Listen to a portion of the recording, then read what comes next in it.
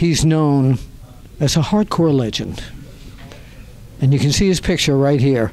And very few people know that he is still a member of the Guerrero family. That was good. At WrestleCon, I was interviewing the lovely Vicky Guerrero and her lovely daughter, Shaul Guerrero.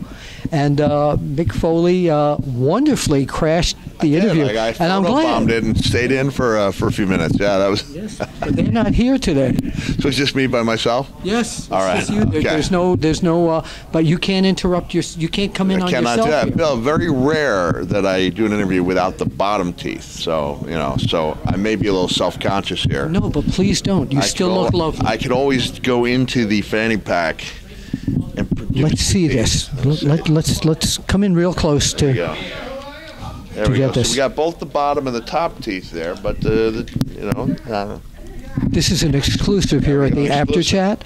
Never before. There we go. Yes, see, mine are. Are they? I didn't put it in today. Oh, all right. Yeah, didn't put it in today.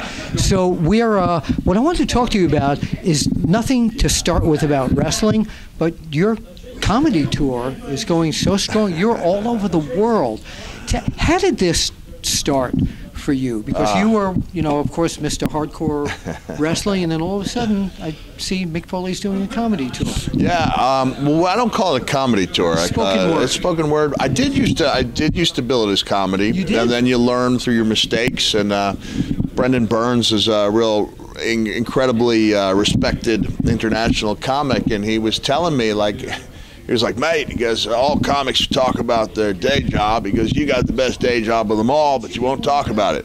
So I didn't want to do wrestling stories. And then you realize, wait a second, that's kind of what makes me different. And so I feel in some ways like, you go out there, say you're a wrestler in the independent circuit, and you can say anything you want, you can do any move you want, and you can't get over it all because you've got nothing reining you in.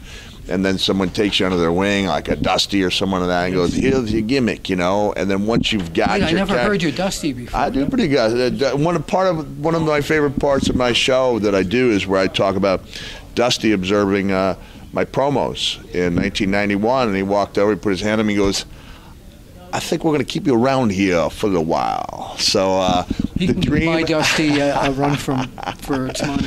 The dream. Giving an acknowledgement to my promos was really surreal, given that he was, maybe and probably the best, best promo guy of them all. Yes. But going back to your comedy. Going back to so it's almost like, you find out what your character is, and now you limit the things you can talk about, and you become much better by giving yourself like a character. In a sense, so now I go out and on this tour, it's one specific match I talk about, and by doing that, I can go into details about that one specific match that I couldn't if I was just out there free ranging on a variety. Yeah. Tommy Rich is. He's in the background. Somebody call somebody. Yeah, and so it's been a lot of fun, and people are really walking away happy. They don't know what to expect. And they, what are some of the things when afterwards, when you're signing, what do they come over and talk about mostly? Well, because this is we're doing the meet and greets ahead of time, so I only hear the that I've leapt over the small bar of expectations. Through stories, but I'll ask people, randomly, do you have any idea what to expect? And almost to a person, they don't. Yeah. So I like the idea of outperforming expectations. What about your author career? Where has that gone? Well, I enjoy writing things every once in a while. If I find something of interest, I'll put something out on on a Facebook post. I did a little. A memoir of my Christmas experiences came out last year, St. Mick, and so I enjoy writing. Every once in a while I'll write a little story for someone as a friend. I enjoy the art of letter writing still, and it's kind of a lost art. I worked on my handwriting when my hip was replaced, so I've got some pretty nice handwriting. Hold on, I want to write you a letter. There you go. That's very good. You put that on your notes. just a little, not to be a name drop or anything, but Catherine Bach's daughter, Daisy Duke, graduated high school, and she was wondering if I could send a video. I was like, can I send you a letter? So the Foley mailbox there with the Foley handwriting to Catherine Bach. So it's a small world, but I wouldn't want to paint it. But he's keeping all you letter carriers in business there. So I had an idea for a holiday book for you. Oh, let me hear it. It's never been done before. What is it? Hardcore Hanukkah. The Hanukkah market is largely untapped, right? Okay, Adam Sandler got in there with the song and the one movie, but I figured if anyone could do it, that would be your market. Largely untapped, yeah. Largely untapped. So before we end this, I love to do this with people who've been around the business and had a great career and still have great careers there. Who was your toughest opponent? Yeah. There's a reason for this. Okay. I'll go with Terry Funk. Okay, so right now, tonight in New Jersey, it is June 9th, 2018. Terry Funk has decided to come out of retirement. He wants one more match. It will be against Cactus Jack. Cactus, Terry Funk, and the world is watching right now. Yeah, I can't wrestle anymore, Bill.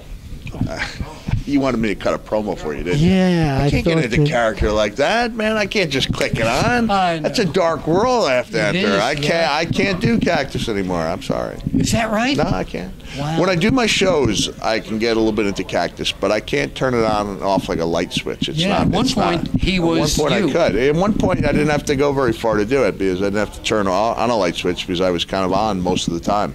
But I cannot get into character anymore. On demand. That's fine. Sorry. Where can people find you on social media? Sorry, what a disappointment. Not at all. You're going to hear a Not at all. Cactus Jack classic promo. I'm like, no, I can't wrestle anymore. But no, that's Cactus Jack. We're talking to Mick Foley.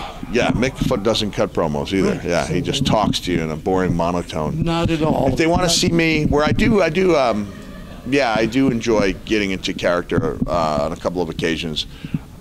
During the course of the show, you saw me in one of the shows, where I was just getting my feet. Doylestown, Pennsylvania. That was it. Yeah. I learned a couple specific lessons that night. Believe me, I won't go into the details, but not everything that sells in the UK audience that played along willingly wasn't as responsive to a few of my statements in Doylestown. No, absolutely not. Absolutely not.